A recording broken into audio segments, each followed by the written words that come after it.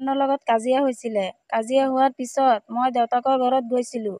যোৱাৰ পিছত হাছিনা, ফকৰুদ্দিন, শ্বাহজাহানে মোৰ লৈ বঙালমৰা থানাত লৈ হাজবেণ্ডৰ পৰা কেছ দিলে। হাজবেণ্ডৰ কেছ দিয়া মই দিছোঁ মাৰপিটৰ কেছ। কেছ দিয়াৰ পিছত মই মা দেউতাৰ ঘৰত আহিছিলোঁ।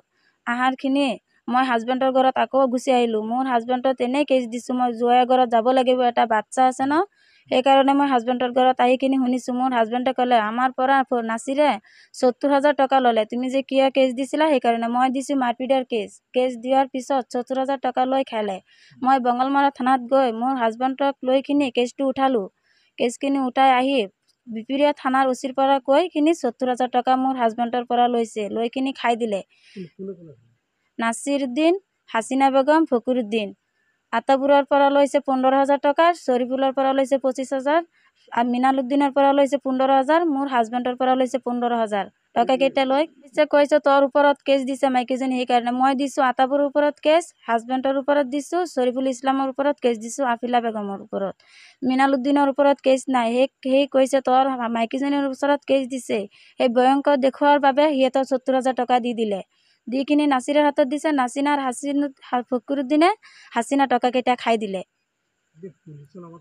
পুলিচৰ নামত লৈছে, কৈছে বিপুৰীয়া থানাৰ ওচিয়ে কৈছে দিবলৈ, বঙালমৰা থানাৰ ওচিয়ে পইচা কেইটা চাইছে দিব লাগে। এইটো দিয়াৰ পিছত কৈছে আৰু 20,000 টকা দিব লাগে, তোমাক কেছৰ নকলটো উঠাই দিম। মই কেছৰ নকলটো নিজে উঠালোঁ, সিহঁতে উঠাই দিয়া নাই।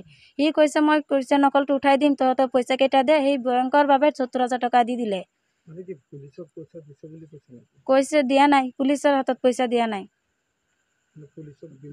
পুলিচক দিম বুলি কথা কেইটা কৈ পইচা কেইটা ল'লে 70,000 টকা। এফআইআৰ দিছোঁ, সিহঁতে কিয় শাস্তি দিব লাগে শাস্তি দি দিয়ক, আৰু মোৰ পইচা কেইটা হাতত পাব লাগে। নাছিৰ উদ্দিনক, ফকৰুদ্দিন, হাছিনা বেগম, সিহঁতৰ বুলি পইচা কেইটা খালে। তিনিজনে মানুহে পইচা কেইটা। আমাৰ সৰু ভাই বোৱাৰীটো ঘৰত কাজিয়া লাগিছিলে, কাজিয়া লাগি পেলাই গুচি গ'ল। যোৱাৰ পিছত গৈ থানাত কেছ এটা দিলে, কাজিয়াৰ বিষয়ে কেছটো দিলে। দিয়াৰ পিছত যেইকেইটাৰ লগত কেছ দিলে দালালকেইটা, সেইকেইটা আহি পেলাই কৈছে কি, সেইকেইটা দালালকেইটা আহি পেলাই কৈছে যে তহঁতৰ নামে 2 নম্বৰী কেছ হৈছে। তো তাৰপিছত 2 নম্বৰী কেছ হৈছে আমাৰ ভাই বোৱাৰী এটা আৰু ভাই দুটা আৰু মোৰ সৰু ভাই এটা। তো সেই চাৰিটা পইচা পাতি ভাজ কৰি পেলাই মোক ক'লে নাছিৰৰ লগত যাব লাগে। তো মই নাছিৰৰ লগত হাছিনা ঘৰত গ'লোঁ। গৈ পেলাই নাছিৰৰ হাতত টকা 70,000 দিলোঁ।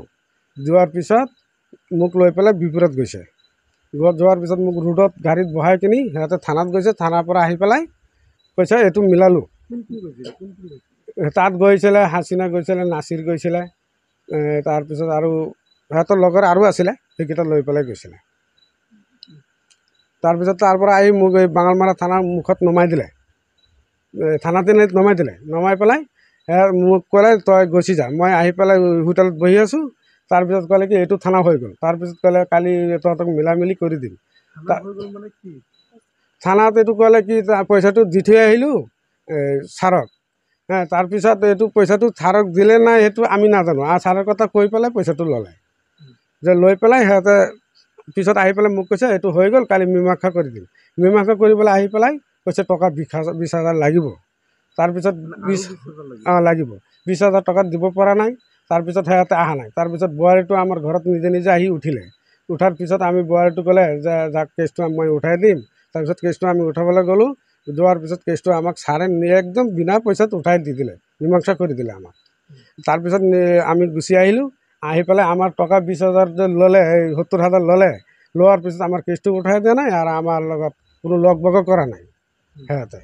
তাৰপিছত এতিয়া আমি সিহঁতৰ নামত কেছ দিলোঁ, আমাৰ টকাকেইটা লাগে। হাছিনাৰ নামত দিলোঁ, ফকৰুদ্দিনৰ নামত দিলোঁ, আৰু নাছিৰৰ নামত দিলোঁ। সিহঁতে মিলি পইচাটো খালে।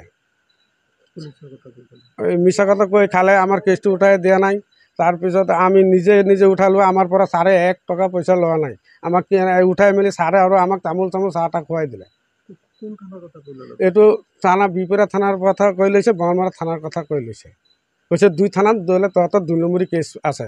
এতিয়া আমাৰ ভাই বোৱাৰীটো কেছ দিলে, ঘৰৰ কাজিয়াৰ কাৰণে কেছটো দিলে। সিহঁতে 2 নম্বৰী লগাই আমাৰ পৰা 70,000 টকা খালে। আমি ইমান দুখীয়া মানুহ, আমি ঋণ ধাৰ কৰি পেলাই টকাটো দিলোঁ।